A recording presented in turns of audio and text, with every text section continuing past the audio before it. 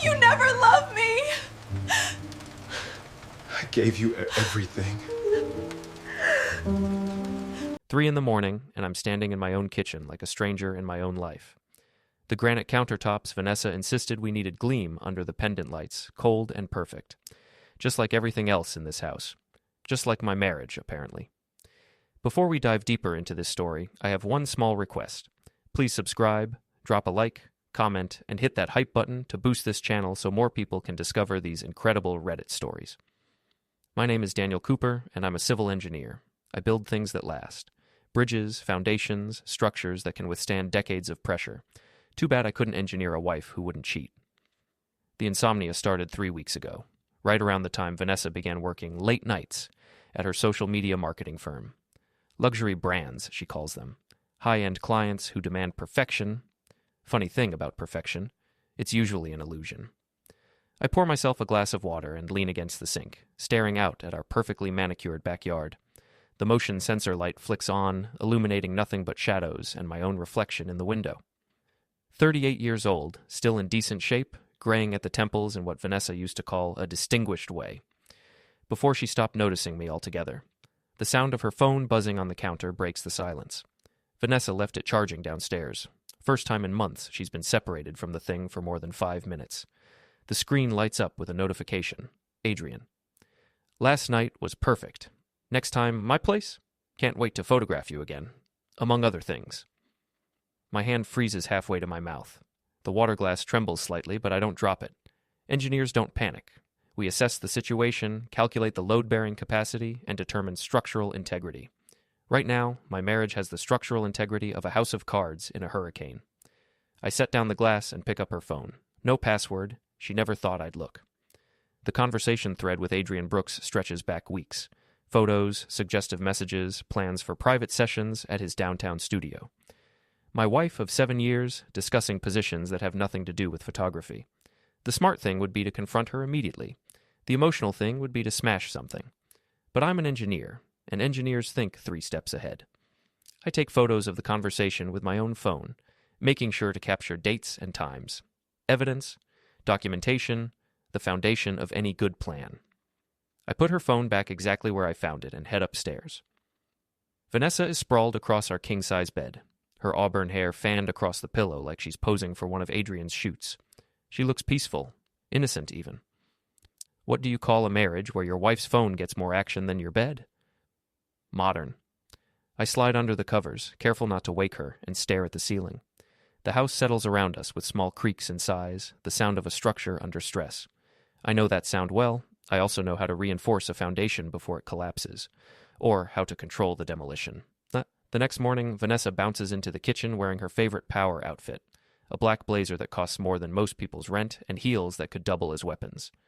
She's practically glowing, humming some pop song while she makes her elaborate coffee drink. "You're up early," she says without looking at me, focused on frothing her oat milk. "Did you sleep okay?" "Like a baby," I reply, buttering my toast. "You seemed pretty tired when you got home last night. Long day at the office?" She doesn't even flinch. "Oh, you know how it is. The Morrison luxury watch campaign is demanding. Jules and I were there until almost 11 going over social media strategies." Jules is her best friend and fellow influencer wannabe. I make a mental note to verify that alibi later. Not that it matters. I already have all the evidence I need, but thoroughness is a professional habit. "That photographer you mentioned, Adrian something? Is he working on the Morrison campaign too?"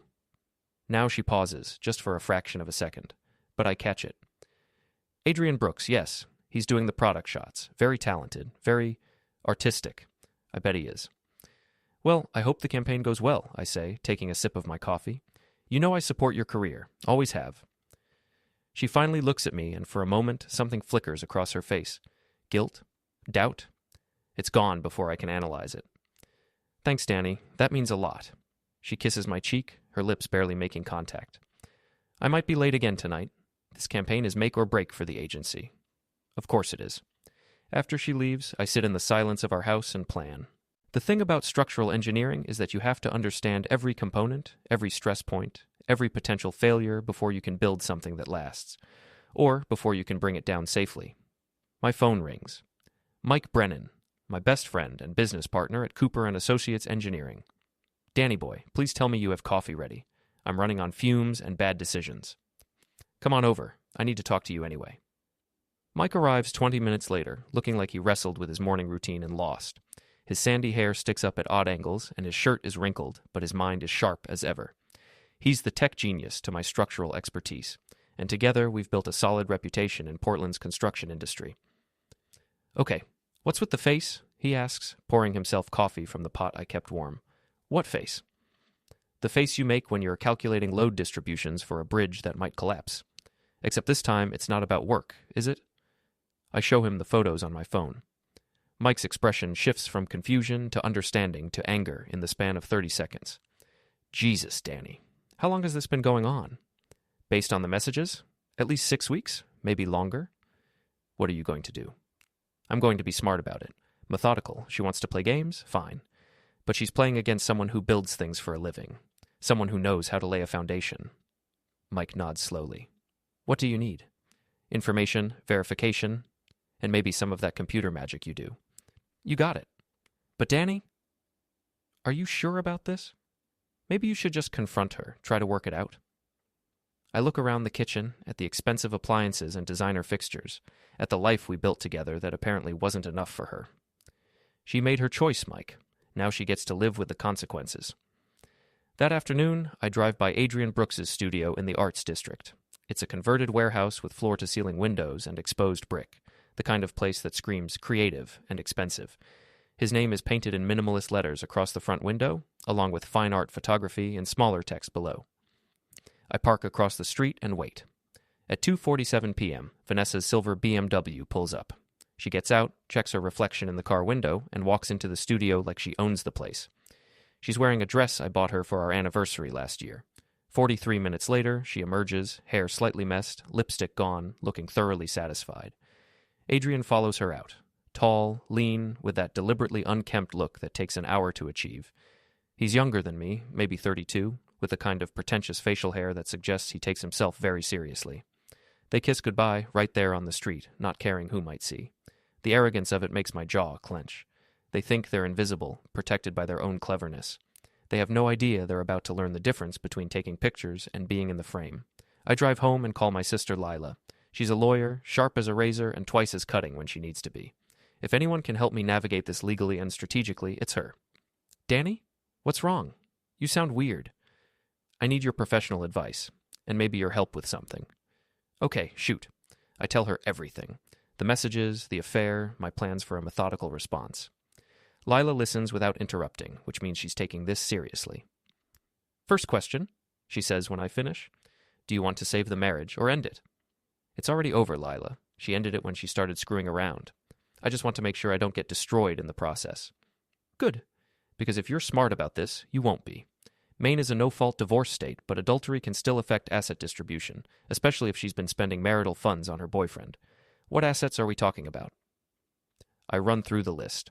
The house, both cars, our joint accounts, my business, her retirement fund. Most of it is either in my name or joint ownership.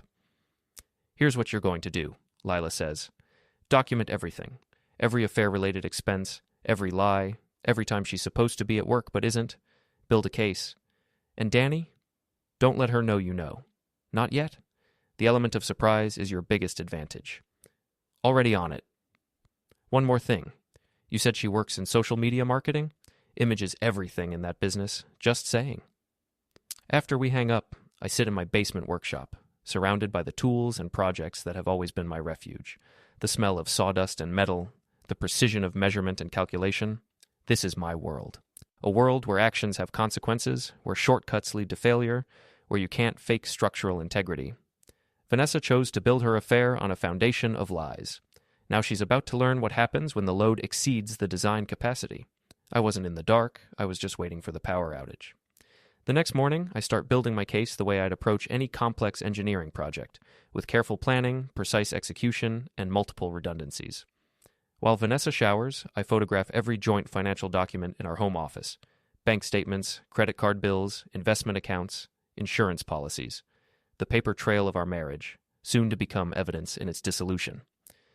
Mike arrives at my office early, carrying 2 cups of coffee and a laptop bag that probably contains enough surveillance equipment to make the NSA jealous. My partner has always been paranoid about corporate espionage, which means he's accumulated some interesting toys over the years. Okay, I did some digging on your wife's boyfriend, he says, settling into the chair across from my desk. Adrian Brooks, age 32, originally from Boston. Moved to Portland 3 years ago after some kind of scandal involving a married client. Apparently this is a pattern for him. What kind of scandal? The kind where a prominent businessman's wife left her husband for the photographer, then left the photographer 6 months later when she found out he was also sleeping with her sister. I lean back in my chair. So he's a professional homewrecker. Gets better. His studio lease is month to month, he's behind on his taxes, and his business license expires next month. Oh, and guess who owns the building his studio is in? Please tell me it's not us. Mike grins. It's not us directly, but it's owned by Portland Development Group, which contracts exclusively with Cooper and Associates for all their structural assessments. We have influence there. Sometimes the universe has a sense of humor. What about Vanessa's company? Pinnacle Social Media Marketing. Mid-sized firm, about 30 employees. They handle social media campaigns for luxury brands, watches, jewelry, high-end fashion. And here's the interesting part. Their biggest client, representing about 40% of their revenue, is Morrison Luxury Watches. The company that just hired our firm to assess their new flagship store location. Bingo. Your wife's professional success is literally dependent on a client that we have a relationship with. I stare out the window at Portland's skyline, calculating angles and possibilities.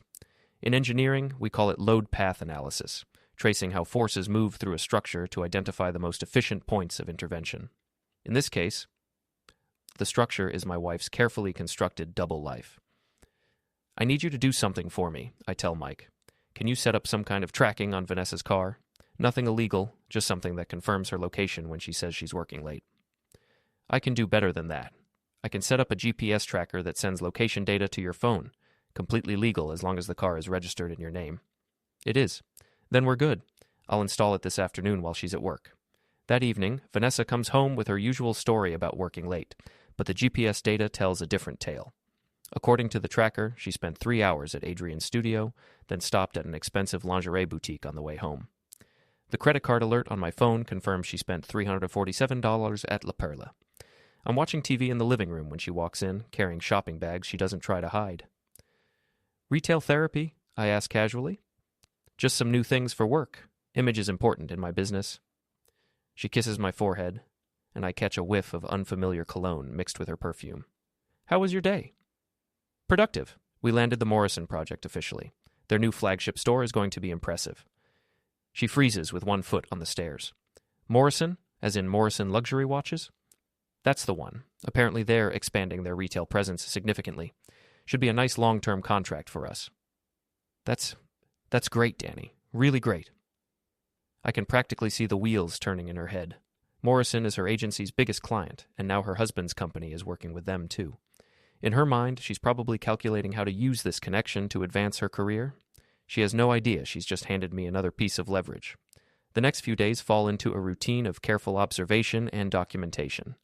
Vanessa thinks she's being clever, but she's actually being predictable. Every late night at the office is actually 3 hours at Adrian's studio. Every client dinner is a romantic meal at some upscale restaurant where she pays with our joint credit card. The most damning evidence comes from an unexpected source. Jules, Vanessa's supposed best friend and alibi provider, posts constantly on Instagram. Her stories from the past 2 weeks show her at yoga classes, wine bars, and shopping trips, all during the times she was supposedly working late with Vanessa on the Morrison campaign. I screenshot everything. On Friday afternoon, I get a call from Tom Morrison himself. Morrison Luxury Watches is old-school family business, and Tom is a man who values integrity above all else. Daniel, I wanted to personally thank you for the preliminary assessment report. Your attention to detail is exactly what we need for this expansion. Thank you, Mr. Morrison. We're excited to be working with you. I have to ask, I understand your wife works for Pinnacle Social Media, the agency handling our digital marketing? That's right. Small world. Well, I hope there are no conflicts of interest. We're very particular about maintaining clear boundaries between our various contractors. Of course not, sir. We maintain strict professional standards. Good to hear. Oh, and Daniel, if you ever notice anything that might affect the integrity of our business relationship, I trust you'll let me know. Reputation is everything in our industry. The conversation gives me an idea. A dangerous idea, but sometimes the most elegant engineering solutions are the ones that seem impossible at first glance. That evening, Vanessa announces she'll be working through the weekend on a critical Morrison campaign timeline. The GPS tracker shows she's already at Adrian's studio by the time I get this text. Instead of going home, I drive to the Copper Bucket, a dive bar near the waterfront where Mike and I sometimes grab beers after work. It's the kind of place where construction workers and engineers unwind, where the beer is cheap and the conversation is honest. I'm nursing a Budweiser and thinking about structural failure modes when someone slides onto the bar stool next to me. "You look like a man with problems." I turn to see an older guy, maybe 65, wearing a janitor's uniform with Harlan embroidered on the pocket. His face is weathered but kind, with the sort of eyes that suggest he's seen everything twice. "Just thinking about work," I say. "Work problems or life problems disguised as work problems?" I laugh despite myself. "Is it that obvious? Son, I've been cleaning office buildings for 40 years. I've seen every kind of human drama you can imagine. The look you've got? That's the look of a man whose world is shifting under his feet, and he's trying to figure out if he should shore it up or let it fall." "What would you do?" Harlan signals the bartender for a beer. "Depends. Is the foundation worth saving, or is it rotten all the way through?" I think about Vanessa, about the lies and the affair and the casual cruelty of her deception. Rotten. "Then you let it fall, but you make damn sure you control the demolition." We drink in comfortable silence for a while. Sometimes wisdom comes from the most unexpected sources. On Monday morning, I make 2 phone calls that will change everything. The first is to Portland Development Group. I explain that we've identified some potential structural concerns with their Arts District property, the one housing Adrian's studio, and recommend a comprehensive safety inspection. Nothing dangerous, just due diligence. The inspection will require the building to be vacated for 48 hours while we assess the foundation integrity. The second call is to Morrison Luxury Watch's corporate office. I asked to speak with their PR department about some concerns regarding their current marketing campaign. Specifically about potential conflicts of interest that might affect their brand reputation. "What kind of concerns?" the PR director asks. "The kind that might be better discussed in person. Are you familiar with the phrase morality clause?" "I'll be in touch, Mr. Cooper." By Tuesday afternoon, the trap is set. Adrian's studio is temporarily closed for safety inspections. Morrison's PR team is asking pointed questions about Pinnacle Social Media's professional standards, and Vanessa is starting to panic. She comes home that evening looking frazzled, her perfect composure cracking around the edges. "How was work?" I ask innocently. "Complicated. There are some issues with the Morrison campaign. Questions about professional boundaries." "What kind of questions?" "Nothing serious, just corporate politics. You know how it is." But I can see the fear in her eyes. Her carefully constructed double life is starting to unravel, and she doesn't know why. She suspects something but can't put her finger on what. That night, I overhear her on the phone with Jules, pacing in our bedroom with the door closed. But the house has good acoustics, another advantage of quality construction. "I think someone knows," she whispers. "The Morrison people are asking weird questions, and Adrian's studio got shut down for some bogus inspection. It's too much of a coincidence." "Do you think Daniel suspects?" Jules asks, her voice tinny through the phone speaker. "No way. Danny's clueless. He's so wrapped up in his engineering projects, he barely notices I exist. But someone's playing games, and I need to figure out who." Clueless. The word stings more than I expected, but it also confirms what I already knew. In Vanessa's mind, I'm just a convenient husband, too boring and predictable to pose any real threat to her plans. She's about to learn that the most dangerous opponents are the ones who let you underestimate them. By the time she realizes what's happening, the foundation will already be crumbling beneath her feet. Wednesday morning brings the first crack in Vanessa's facade. She's standing in our kitchen, still in her silk pajamas, staring at her phone with an expression I haven't seen since her father's funeral. Pure, unfiltered panic. "What's wrong?" I ask, though I already know. Mike texted me 20 minutes ago with a single word. Boom. "Morrison pulled the campaign," she says, her voice barely above a whisper. "They terminated the contract, effective immediately." I set down my coffee mug with practiced concern. "What? Why?" "They said there were concerns about professional conduct and brand alignment. They wouldn't give specifics, just said they were going in a different direction. Morrison represents 40% of Pinnacle's revenue. Without that contract, her agency is in serious trouble, which means Vanessa's job is in serious trouble, which means her ability to maintain the lifestyle she's become accustomed to is in serious trouble." "I'm sure it's just a misunderstanding," I say, putting my hand on her shoulder. She flinches away from my touch. "Maybe you can call them. Work it out?" You don't understand, Danny. This isn't just about one campaign. Morrison was our anchor client. Without them, she trails off, but I can fill in the blanks. Without them, she's expendable. Her phone buzzes with a text from Adrian. I can't see the message, but I can see her face change from panic to anger. I have to go, she says, grabbing her keys and purse. There's a crisis meeting at the office. After she leaves, I call Mike. Phase 1 complete, he reports. Morrison's PR team was very interested in the photos you provided. Apparently, they have strict morality clauses in all their vendor contracts. Something about maintaining brand integrity. What about the studio inspection? Adrian's been locked out for 3 days now. Word is he's behind on rent anyway, so the landlord is considering this a convenient excuse to start eviction proceedings. And Vanessa's office. That's where it gets interesting. Apparently, Pinnacle's CEO is furious about losing Morrison. He's looking for someone to blame, and your wife's name keeps coming up in those conversations. The pieces are falling into place exactly as I calculated. In engineering, we call it cascading failure. When one structural element fails, it creates additional stress on the remaining elements, leading to progressive collapse. Vanessa's life is experiencing cascading failure, and she doesn't even realize I'm the one who removed the critical support beam. That afternoon, I drive to Adrian's studio. The closed for inspection sign is still posted on the door, and through the windows I can see him inside, pacing frantically while talking on his phone. His expensive camera equipment sits unused, gathering dust while his career slowly implodes. I park across the street and wait. 20 minutes later, Vanessa arrives, looking harried and desperate. She pounds on the studio door until Adrian lets her in. Through the large windows, I can see them arguing, lots of gesturing, raised voices, accusatory pointing. The stress is getting to them, and when people are stressed, they make mistakes. My phone rings. It's Jules. Daniel. Hi, it's Jules. Vanessa's friend? I was wondering if I could talk to you about something. This is unexpected. Sure, Jules. What's on your mind? Can we meet somewhere? It's about Vanessa, and I think you should know what's really going on. We meet at a coffee shop downtown, far from Vanessa's usual haunts. Jules looks nervous, fidgeting with her latte and avoiding eye contact. I need to tell you something, she begins. About Vanessa and that photographer. I arrange my face into an expression of confusion. What photographer? Adrian Brooks.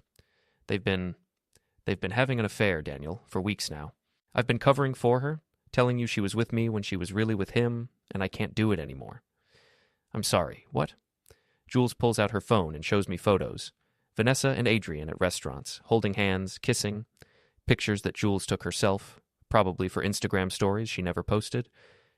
She asked me to be her alibi, Jules continues. Said it was just a fling, that she needed some excitement in her life. But it's gotten serious, and now, with all this Morrison stuff happening, she's talking about leaving you for him. I let the shock and hurt play across my face, even though I'm actually impressed by Jules's sudden attack of conscience. Or maybe she's just a rat fleeing a sinking ship? Why are you telling me this now? Because you deserve better, Daniel. You're a good guy, and Vanessa is destroying everything. Her marriage, her career, even her friendships. She's been using me, using you, using everyone around her to cover up this affair. I can't be part of it anymore. Jules slides a USB drive across the table. Everything's on there. Photos, screenshots of her texts bragging about the affair, even recordings of some of our conversations where she talks about how easy it is to fool you. I stare at the USB drive like it's a live grenade. Recordings? She doesn't know I was recording. I started doing it a few weeks ago when I realized how deep this was getting.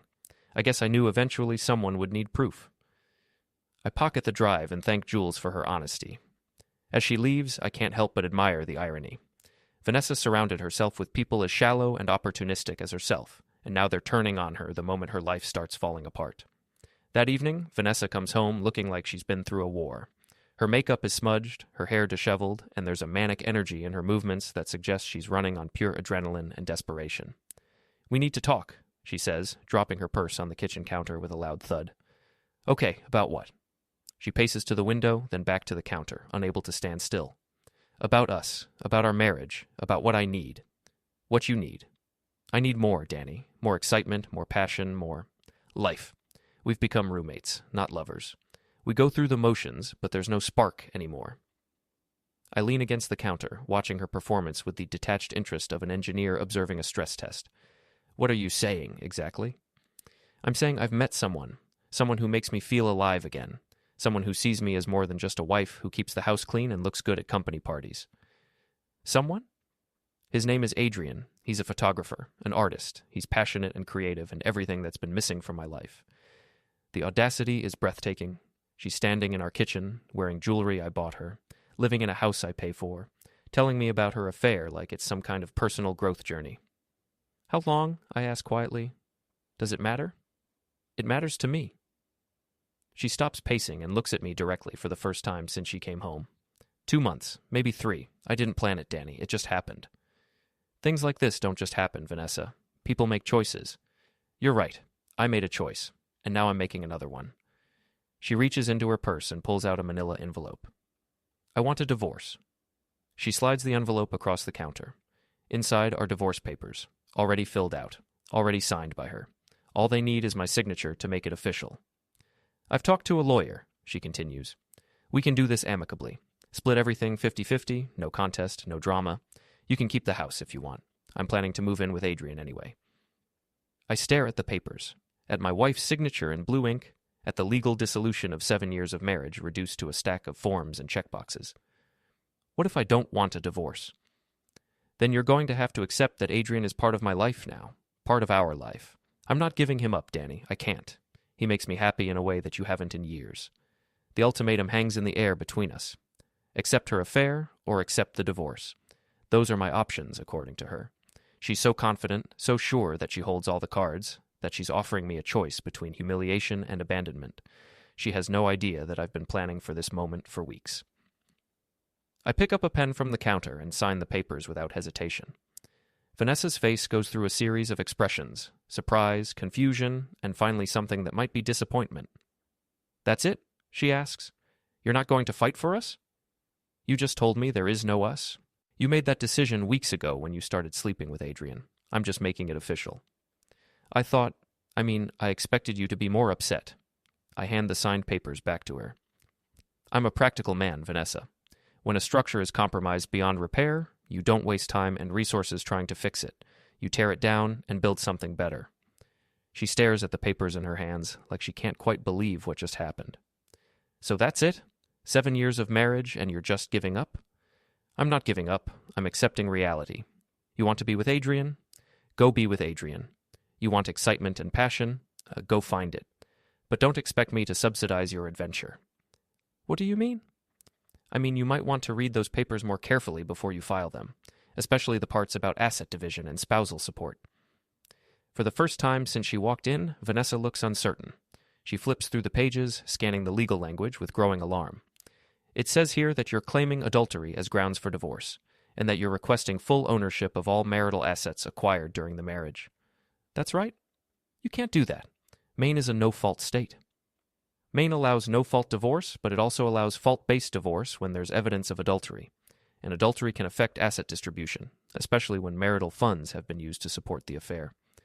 I pull out my phone and show her the credit card statements I've been tracking. $347 at La Perla, $215 at that French restaurant downtown, $180 for a hotel room last Tuesday when you told me you were working late. Her face goes white. You've been spying on me. I've been protecting myself. There's a difference. This is insane, Danny. You can't just take everything because I made a mistake. A mistake is forgetting to pick up milk on the way home. A mistake is double booking dinner plans. What you did was make a conscious choice to betray our marriage, lie to my face for months, and use our joint finances to fund your affair. That's not a mistake. That's a pattern of deception. Vanessa sinks into one of the kitchen chairs, the papers scattered in front of her. What do you want? I want you to understand that actions have consequences. You wanted to play games? Fine. But you're playing against someone who builds things for a living, someone who knows how to lay a foundation, and someone who knows how to tear one down. You're destroying my life. No, Vanessa. You destroyed your life. I'm just refusing to let you destroy mine in the process. She gathers up the papers with shaking hands. Adrian won't let you get away with this. He'll fight for me. Adrian is about to have bigger problems than fighting for you. His studio lease was terminated this morning. Apparently the building failed a structural inspection. The look on her face is worth every sleepless night, every moment of doubt, every second of pain she's caused me over the past 2 months. You did this, she whispers. Somehow you orchestrated all of this. I'm just an engineer, Vanessa. I build bridges and assess foundations. I don't have the power to orchestrate anything. But even as I say it, we both know it's not entirely true. I didn't orchestrate her affair, but I certainly engineered its consequences. She stands up, clutching the divorce papers to her chest like armor. This isn't over, Danny. Yes, it is. You just haven't realized it yet. After she leaves, I pour myself a scotch and sit in my living room, surrounded by the remnants of our shared life. Wedding photos on the mantel, vacation souvenirs on the bookshelf, a throw pillow Vanessa bought because it matched the curtains, 7 years of marriage, reduced to evidence and legal documents.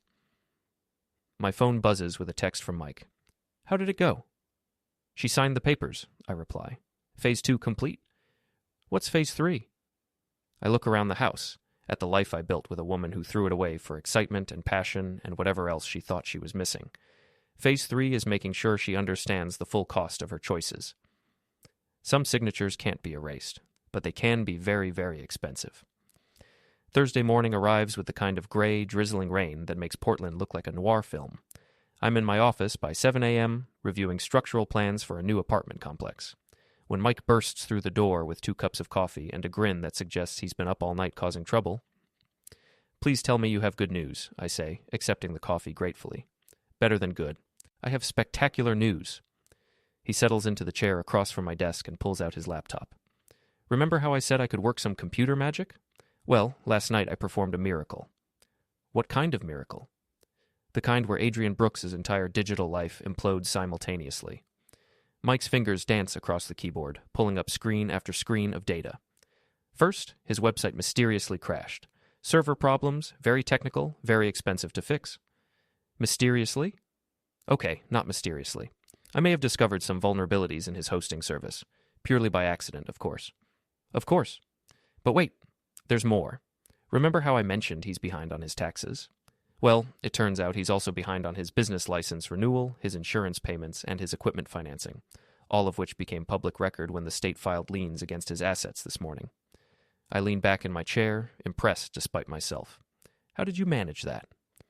I didn't manage anything. I just made some phone calls to the appropriate government agencies, expressing concern about unlicensed business operations in the arts district. Apparently they take that sort of thing very seriously. And Vanessa? Mike's grin widens. Ah, that's the best part. Pinnacle Social Media had their crisis meeting yesterday afternoon. 3-hour emergency session with all the senior staff. Guess whose name came up repeatedly as the person responsible for the Morrison disaster? Let me guess. Your lovely wife is now officially on administrative leave pending a full investigation into her professional conduct. Apparently there were some very detailed complaints filed with their HR department about conflicts of interest and misuse of company resources. I don't ask how Mike knows about Pinnacle's internal HR matters. Some questions are better left unanswered. So she's suspended? Suspended without pay while they conduct their investigation, which, given the evidence they've been provided, is likely to result in termination for cause. No severance, no unemployment benefits, no references. The dominoes are falling exactly as I calculated. Vanessa's professional life is collapsing, Adrian's business is destroyed, and their affair is costing them everything they thought they were gaining. There's one more thing, Mike says, his tone shifting to something more serious. I got a call from Tom Morrison this morning. He wants to meet with you personally, today. About what? He wouldn't say over the phone, but he sounded impressed. Said something about appreciating business partners who understand the importance of integrity. At 2 p.m., I'm sitting in Tom Morrison's corner office, looking out at Portland's skyline through floor-to-ceiling windows. Morrison is old-school wealth, the kind of man who wears handmade suits and expects a firm handshake and direct eye contact. His office reflects that philosophy. Leather-bound books, antique furniture, and a grandfather clock that ticks with metronomic precision. Daniel, thank you for coming on such short notice. Morrison pours 2 glasses of what looks like very expensive whiskey. I wanted to discuss the situation with Pinnacle Social Media. Of course. When you brought those concerns to my attention, I'll admit I was skeptical. Corporate espionage, conflicts of interest, it sounded like something out of a movie, but your evidence was comprehensive. Morrison slides a folder across his desk. Inside are printouts of the photos Mike and I gathered, along with what looks like a detailed investigation report. My security team confirmed everything you provided and then some. Your wife and this photographer were using their access to our campaign materials for personal gain. selling information to competitors, inflating expenses, even using our brand name to promote their own relationship on social media. This is news to me. I knew about the affair, but I hadn't realized they were actually stealing from Morrison. I had no idea it was that extensive. Of course you didn't. You were being used just like we were. But here's what I want to know. How did you figure it out? I choose my words carefully. I noticed some inconsistencies in my wife's schedule and expenses. When I realized those inconsistencies coincided with your campaign timeline, I thought you should know. Inconsistencies. Morrison chuckles and takes a sip of his whiskey. That's a diplomatic way of putting it. Daniel, I've been in business for 40 years, and I can count on one hand the number of people who've shown this kind of integrity. Most men would have looked the other way, tried to protect their wives even when they were clearly in the wrong. I believe in doing the right thing, regardless of personal cost. That's exactly why I wanted to meet with you. Morrison Luxury Watches is expanding rapidly. We need partners we can trust, people who understand that reputation is more valuable than profit. How would you feel about becoming our exclusive structural engineering contractor for all our retail locations nationwide? I set down my whiskey glass carefully, making sure I heard him correctly. Nationwide? We're planning to open 50 new stores over the next 3 years. Each location will need comprehensive structural assessment, renovation planning, and ongoing maintenance contracts. We're talking about a 7-figure annual contract, Daniel. Possibly 8 figures if the expansion goes as planned. The irony is almost too perfect. Vanessa's affair, which she thought was advancing her career, has just cost her everything while simultaneously making me wealthy beyond my original projections. I'm very interested, I say. Excellent. My lawyers will draw up the contracts. Oh, and Daniel? I hope there won't be any awkwardness about the Pinnacle situation. I understand these things can be complicated when family is involved. There won't be any complications, Mr. Morrison. My wife and I are getting divorced. I'm sorry to hear that, but perhaps it's for the best, given the circumstances. That evening, I drive to the Copper Bucket to celebrate with Mike. The bar is busier than usual, filled with construction workers and dock workers unwinding after long shifts. The atmosphere is loud and friendly, the kind of place where everyone minds their own business but has your back if trouble starts. We're on our second round when Adrian Brooks walks in. He looks terrible. Unshaven, wrinkled clothes, the kind of desperate energy that comes from watching your life fall apart in real time. He scans the room until his eyes land on me, and his expression shifts from confusion to recognition to anger. You, he says, weaving through the crowd toward our table. You're Daniel Cooper. That's right. You're the husband. The conversations around us quiet down as people sense potential drama. Mike tenses beside me, ready to intervene if necessary, but I wave him off. I'm the husband, I confirm, and you're the photographer. Former photographer, thanks to you. Adrian's voice is slurred, suggesting this isn't his first bar of the evening. You destroyed my business, my studio, my equipment, my reputation, all gone because you couldn't handle the fact that your wife chose me over you. Actually, she chose you over our marriage. There's a difference. Don't give me that philosophical bullshit. You sabotaged me. You used your connections to destroy everything I built. I stand up slowly, aware that everyone in the bar is now watching us. Adrian is taller than me, but he's drunk and emotional, which makes him unpredictable but not particularly dangerous. I didn't sabotage anything, I say calmly. I just stopped protecting you from the consequences of your own choices. What the hell does that mean? It means you chose to sleep with a married woman. You chose to use her position to steal from her clients. You chose to build your business on lies and shortcuts. I didn't destroy you, Adrian. You destroyed yourself. I just refuse to help cover it up. You're lying. Vanessa never stole anything. I pull out my phone and show him the Morrison investigation report that Tom shared with me earlier. Credit card fraud, corporate espionage, misuse of proprietary information. Your girlfriend is facing potential criminal charges, not just civil penalties. Adrian's face goes white as he reads the report. This is impossible. She wouldn't. She would, and she did. You both did. The only question now is whether you're going to take responsibility for your actions or keep blaming everyone else for the mess you created. The fight goes out of him all at once. His shoulders slump, and he sinks into an empty chair at our table like a deflated balloon. I loved her, he says quietly. I really thought we had something special. Maybe you did, but love built on lies and theft isn't really love. It's just shared delusion. Adrian finishes his drink and stands up unsteadily. She's going to hate me for this. When she finds out about the investigation, about the charges, she'll blame me. Probably. What am I supposed to do now? My business is gone, my reputation is destroyed, and the woman I gave up everything for is about to be arrested. I look at this man who helped destroy my marriage, who thought he was so clever and sophisticated, who's now facing the reality that actions have consequences. You're supposed to learn from it, I say. You're supposed to become a better person, or not. That's up to you. After Adrian leaves, Mike raises his beer in a mock toast. To poetic justice. To structural integrity, I counter. We drink to both. My phone buzzes with a text from Vanessa. We need to talk. Emergency. I show the message to Mike, who shakes his head. You don't have to respond to that anymore, you know. You're getting divorced. Her emergencies aren't your problem. He's right, but curiosity gets the better of me. I text back. What kind of emergency? The kind that could destroy both our lives. Meet me at home, please.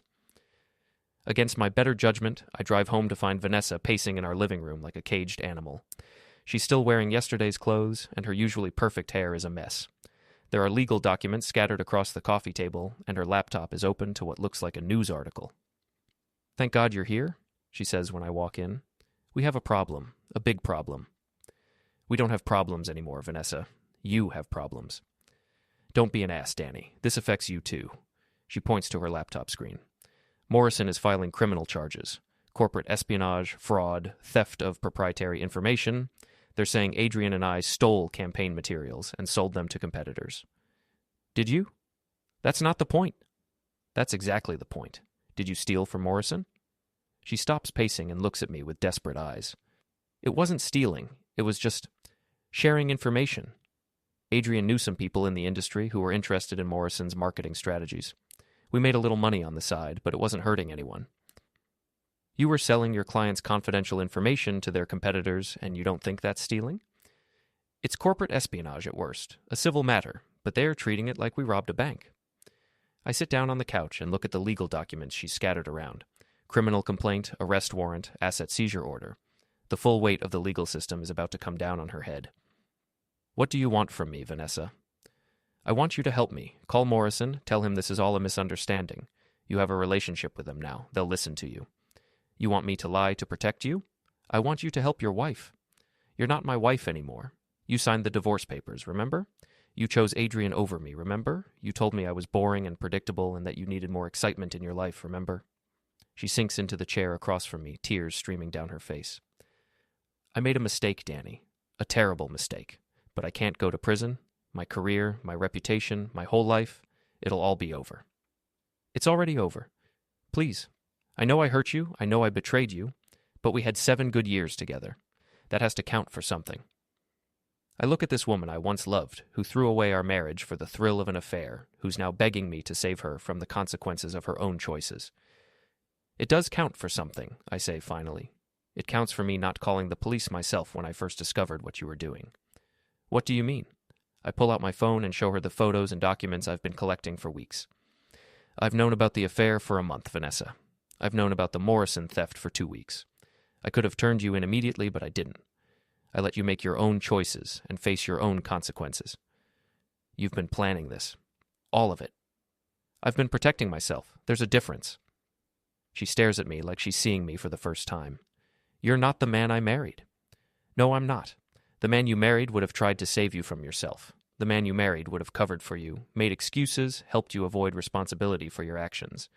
But that man was a fool, and you cured me of that particular foolishness. So that's it? You're just going to let me go to prison?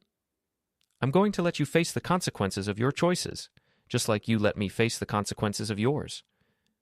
Vanessa gathers up her legal documents with shaking hands. I hope you're happy, Danny. I hope destroying my life was worth it. I didn't destroy your life, Vanessa.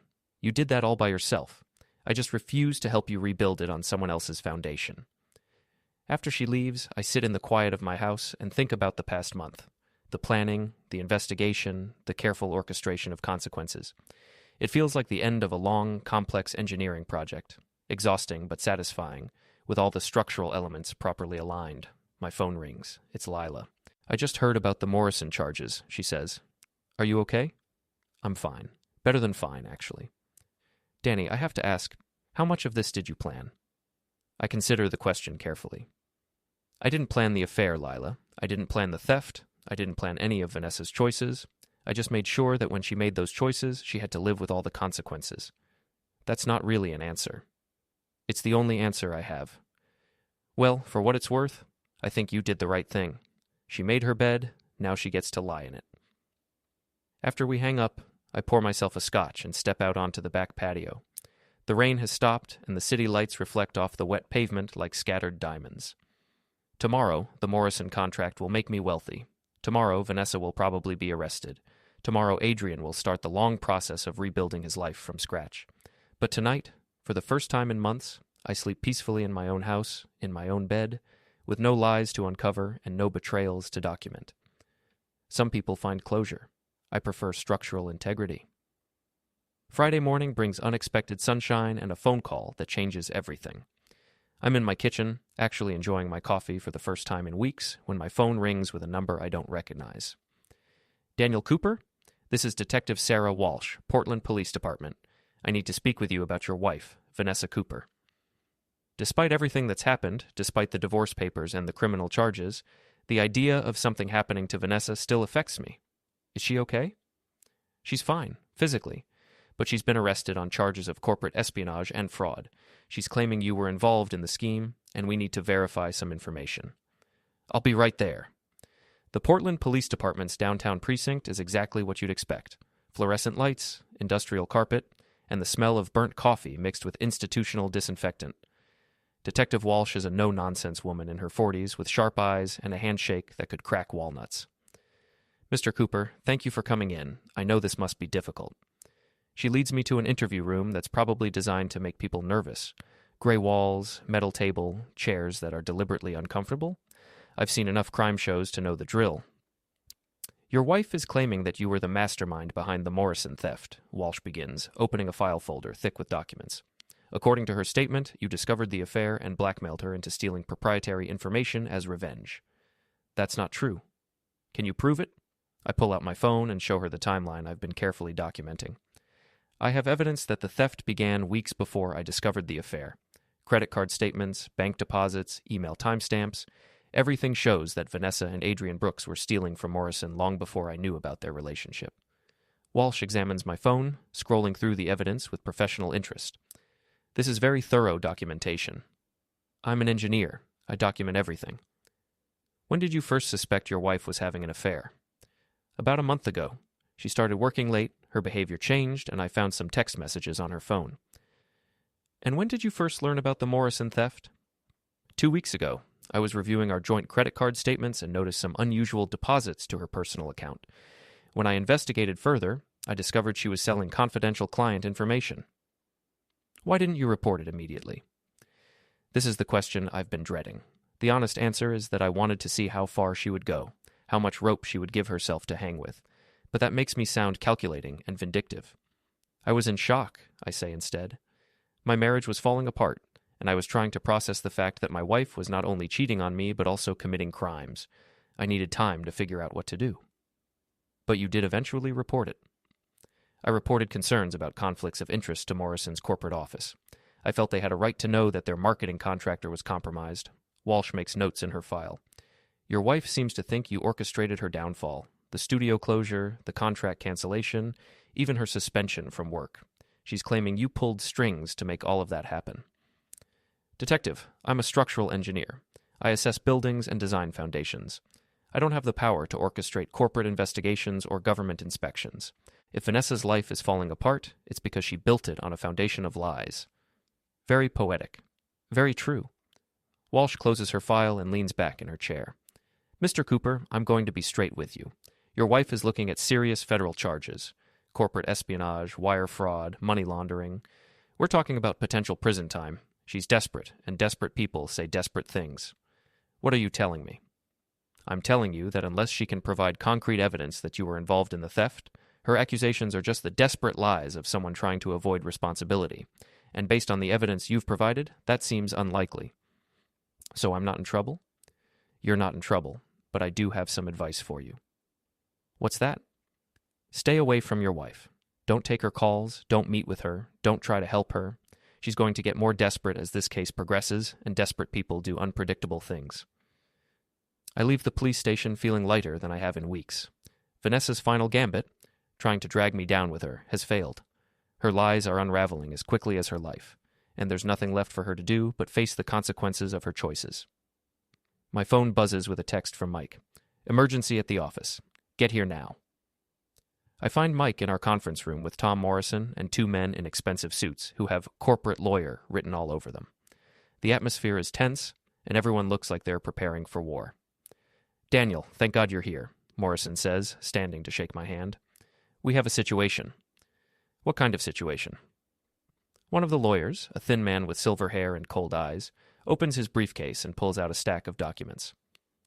Mr. Cooper, I'm Richard Hayes, Morrison's head of legal. We've just learned that your wife and her accomplice weren't just stealing campaign information. They were also planning to use the structural assessments from your firm to target our stores for robbery. The room spins slightly. What? We found encrypted files on Adrian Brooks's computer containing detailed floor plans, security system layouts, and vulnerability assessments for 6 of our retail locations. Information that could only have come from your engineering reports. Mike leans forward. Danny, you need to see this.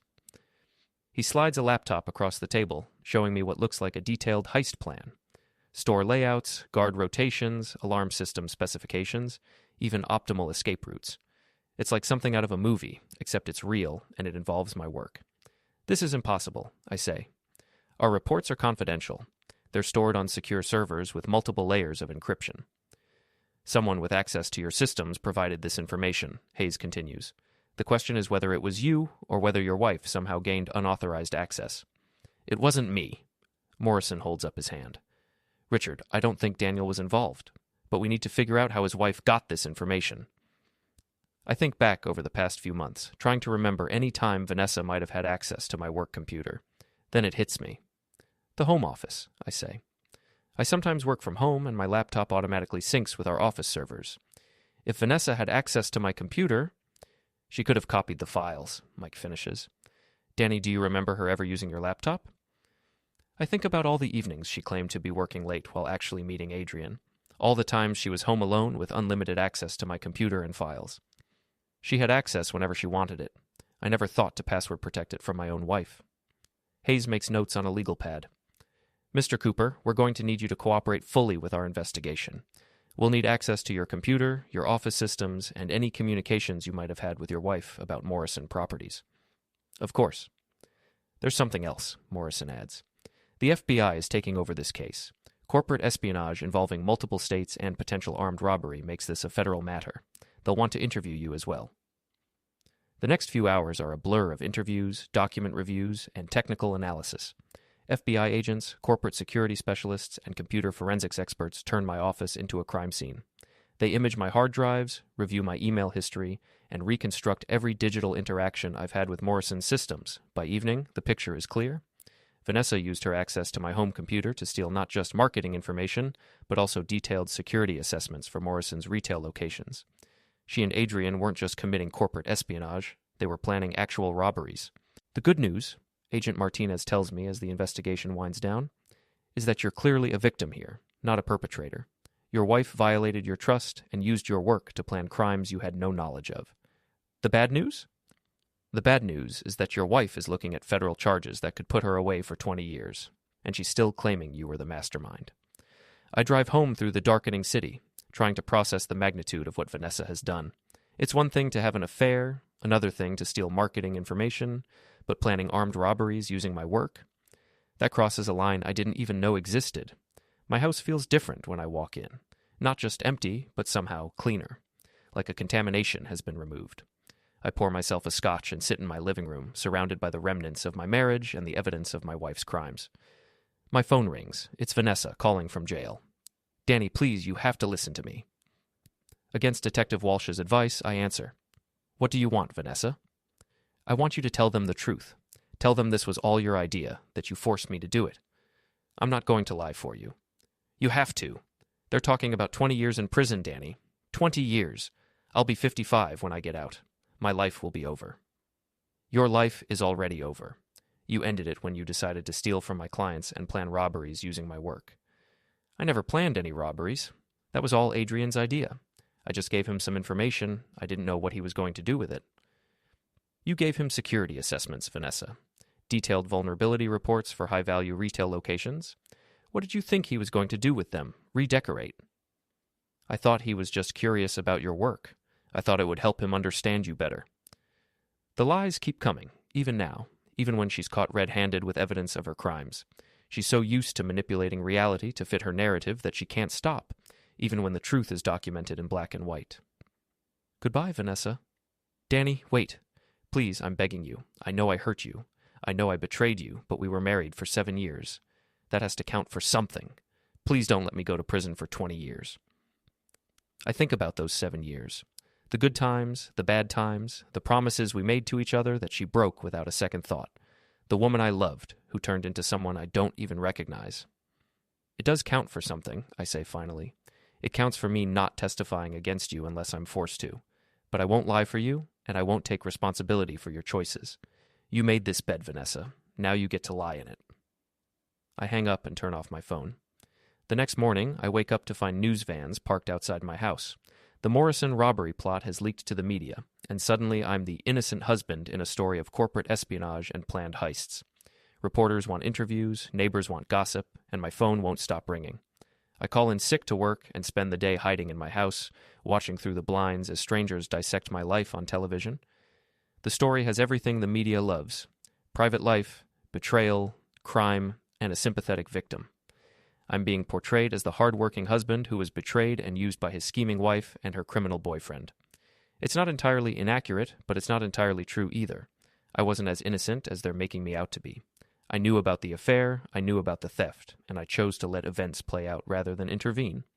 I'm not the mastermind Vanessa claims I am, but I'm not the naive victim the media is portraying either. I'm something more complicated. A man who discovered his wife's betrayal and decided to let her destroy herself rather than try to save her. By afternoon, the media circus has moved on to other stories, and I'm able to venture outside again. I drive to the Copper Bucket, hoping for some anonymity and liquid comfort. The bar is nearly empty, just a few regulars nursing beers and watching a baseball game on the ancient television above the bar. I order a scotch and try to blend into the background, but Harlan, the janitor I met here weeks ago, recognizes me immediately. "Well, if it isn't the famous engineer," he says, sliding onto the stool next to me. "Saw you on the news, quite a story." Not one I'd recommend. "I bet. How you holding up?" I consider the question seriously. "Honestly, I'm not sure. A month ago, I thought I had a good marriage, a stable life, a predictable future. Now my wife is in federal prison awaiting trial. My personal life is tabloid fodder, and I'm about to become very wealthy from a contract that exists because of her crimes." Sounds complicated. That's one word for it. Harlan signals the bartender for a beer. "Can I give you some advice?" "Sure." Don't feel guilty about the contract. Don't feel guilty about the money. Don't feel guilty about any of it. You didn't ask for this situation, you didn't create it, and you don't owe anyone an apology for surviving it. "But I could have stopped it. I could have intervened earlier, prevented some of the damage." "Could you? Really? Or would your wife have just gotten better at hiding her crimes?" I think about Vanessa's pattern of lies and manipulation, her ability to justify anything in service of what she wanted. You're probably right. I know I'm right. Son, I've been cleaning up other people's messes for 40 years. The thing about messes is that the people who make them are usually the only ones who can clean them up. You can't save someone from themselves, and you shouldn't destroy yourself trying. We drink in comfortable silence for a while, watching the baseball game and listening to the familiar sounds of the bar. It's peaceful in a way my house hasn't been for weeks. "What happens now?" Harlan asks eventually. "Now I rebuild. New life, new routines, new everything. The Morrison contract will set me up financially for the rest of my life.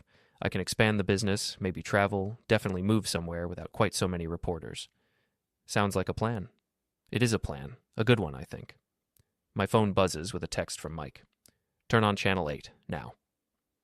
I ask the bartender to change the channel, and suddenly Vanessa's face fills the screen. She's being led out of the federal courthouse in handcuffs, flanked by FBI agents and lawyers. The reporter's voice provides commentary.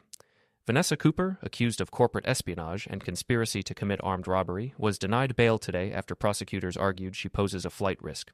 Cooper, who allegedly used her husband's engineering reports to plan robberies of luxury retail stores, will remain in federal custody pending trial. If convicted on all charges, she faces up to 25 years in prison. The camera cuts to Adrian being led away in similar fashion, then to a shot of Morrison's flagship store, then to file footage of me leaving the police station yesterday. Her husband, Daniel Cooper, has been cleared of any involvement in the scheme and is cooperating fully with federal investigators. Cooper's engineering firm has been awarded an exclusive contract with Morrison Luxury Watches, reportedly worth millions of dollars annually. I finish my scotch and leave money on the bar. Thanks for the advice, Harlan. Anytime, son. Take care of yourself. I drive home through the city I've lived in my entire adult life, past the places where Vanessa and I made memories, past Adrian's clothes studio, past the Morrison store where security guards are probably reviewing new protocols based on my recommendations. My house is quiet when I walk in, but it's a different kind of quiet than before. Not the oppressive silence of secrets and lies, but the peaceful quiet of a space that's finally, truly mine. I pour myself one last scotch and step out onto the back patio, looking out over the city lights. Tomorrow, I'll start the process of rebuilding my life. New routines, new goals, new possibilities. The Morrison contract will provide financial security I never dreamed of. The divorce will be finalized within weeks. Vanessa will spend the next 2 decades in federal prison, paying for her choices in the most literal way possible. Some people might call it revenge. I call it structural integrity. The natural result of building your life on a foundation that can actually support the weight of your choices.